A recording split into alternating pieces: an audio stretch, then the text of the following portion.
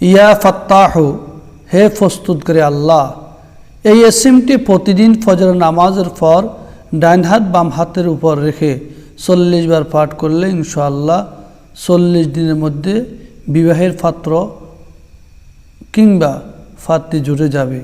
অর্থাৎ কোনো ব্যক্তি যদি বিবাহ না করতে পারে বা কোনো মেয়েকে যদি বিবাহ না দিতে পারে, এই ইসিমটি যদি 40 দিন পর্যন্ত এই ইসিমটি প্রতিদিন ফজর নামাজের পরে ডান হাত বাম হাতের উপর রেখে 40 বার পাঠ করলে অবশ্যই 40 দিনের ভিতরে তার বিবাহ এবং বিবাহের জন্য পাত্র কিংবা পাত্রী খুঁজে পাবে।